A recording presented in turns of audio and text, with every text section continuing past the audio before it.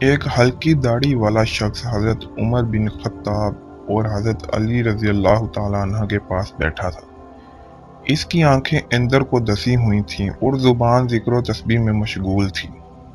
حضرت عمر رضی اللہ تعالیٰ عنہ نے اس سے پوچھا کہ آپ نے صبح کس حالت میں کی؟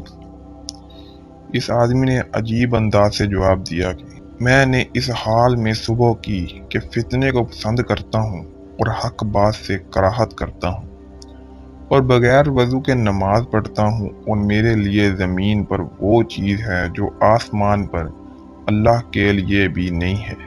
یہ سن کر حضرت عمر طیش میں آ گئے اور اللہ کے دین کی خاطر انتقام لینے پر آمادہ ہو گئے۔ اس آدمی کو پکڑ کر سخت سزا دینے لگے تو حضرت علی رضی اللہ تعالیٰ عنہ نے مسکراتے ہوئے کہا، اے امیر المومنین، یہ شخص جو کہتا ہے کہ فتنے کو پسند کرتا ہے، اس سے اس کی مراد مال و اولاد ہے، جیسا کہ اللہ تعالیٰ نے بھی مال و اولاد کو فتنہ کہا ہے۔ اور یہ جو کہتا ہے حق کو ناپسند کرتا ہے، اس سے مراد موت کی ناپسندیدگی ہے، جیسا کہ اللہ تعالیٰ نے بھی فرمایا ہے۔ اور بغیر وضو کے نماز پڑھتا ہے، نبی کریم پر درود بھیجنا ہے۔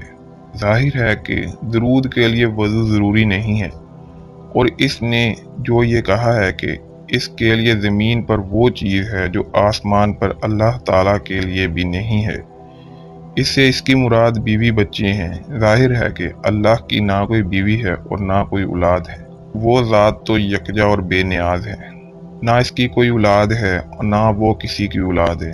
حضرت عمر بن خطاب رضی اللہ تعالیٰ عنہ کا چہرہ خوشی سے دمک اٹھا اور ہونٹوں پر مسکراہٹ پھیل گئی، اور خوشی سے جھومتے ہوئے فرمایا، وہ جگہ ہی کیا جہاں ابو الحسن نہ ہو۔